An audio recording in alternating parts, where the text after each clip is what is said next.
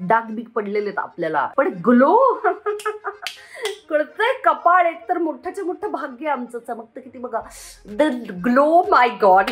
ग्लोची कारण आज मी तुमच्यावर शेअर करणार आहे विथ प्रॉडक्ट्स. त्यामुळे नंबर 1 स्किन केअरचं रुटीन शिस्तीनं पाळणं, यानं ग्लो येतो, आतून ग्लो येतो. आज मला बरं नाहीये, सर्दी ड्राय शंभो झालेली नाहीये तरी तो ग्लो आहे, दिसतोय तुम्हाला. त्याचं कारणच असं की स्किन केअर रात्रीचं जबरदस्त होतं, त्यानं तो ग्लो आलेला आहे. ओके.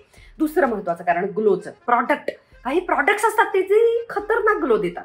उदाहरणार्थ कोणते product, brightening serum, vitamin C serums जे असतात, जे टॅन कमी करून आपली त्वचेचा रंग पूर्ववत करण्यासाठी मदत करतात. ते सगळे प्रॉडक्ट माहित नाही टॅन किती कमी करतील, पण ग्लो मात्र नक्की देतात. त्याच्यातलंच एक आहे ते म्हणजे क्लेअरचं व्हिटॅमिन सीचं ऑइल सारखं दिसणारं व्हिटॅमिन सीचे ड्रॉप्स. आता यानं एका पॉइंट पर्यंत टॅनिंग पण कमी होतं. चांगलं व्हिटॅमिन सी सिरम आहे. व्हिटॅमिन सी पेक्षा जास्त आहे. काय काम करत असेल तुम्हाला लगेच याच्यामध्ये तेलकटपणा आहे म्हणजे ताई आम्हाला फोड येतील का, नाही. हे नॉन कॉमेडोजेनिक असतं क्लेअरचं व्हिटॅमिन सीचे ड्रॉप्स. नंबर 3 प्रॉडक्ट कुठलं की जे 100% ग्लो देणार आहे, आणि ते म्हणजे हे सेंटेलाचं ब्राईटनिंग. ओके.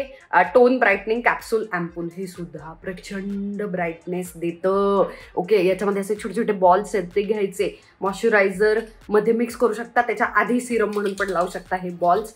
आणि हे असे जे काय त्वचा चमकायला लागते, सगळे विचारायला लागतात काय लावलंय त्वचेला इतकी ग्लो करते, प्लम्पी छान ग्लोई स्किन, याच्यामुळे. नंबर 4 आणखी कोणतं प्रॉडक्ट आहे की जे जबरदस्त ग्लो देतं, आणि ते म्हणजे हे डाल्बाचं फर्स्ट स्प्रे स्पिरम. तर हे जे सिरम आहे हे काय करतं सांगते. हे भयानक, it's like a face oil. Okay.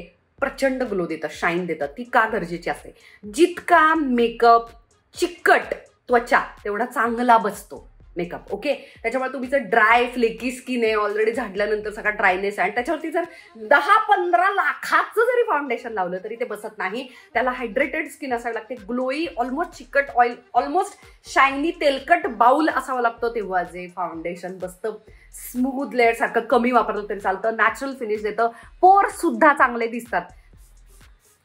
त्याच्यानंतर ते जे त्वचेला ग्लो द्यायला लागतं, मेकअपच्या आधी करू शकता, लावू शकता, थोडासा गॅप जाऊ द्यायचा, मग फाउंडेशन लावायचं. लगेच फाउंडेशन लावायचं नाही, सगळीकडे फाउंडेशन हलायला लागतं. नाहीतर संपूर्ण मेकअप झाल्यानंतर तुम्ही ते स्प्रे करू शकता एंडला, त्यानं पण तो असा तो ग्लोई डोई इफेक्ट यायला लागतो. ग्लोईंगची सिरीज मी आणू शकते. काही प्रॉडक्ट्स असतात, काही गोष्टी आहेत, कृती आहेत, रुटीन्स आहेत, शिस्त आहे की त्याच्यामुळे तुम्ही ग्लो आणू शकता. खरा ग्लो आतून आहे, हायड्रेशन, पाणी यानं खरा ग्लो येणार आहे.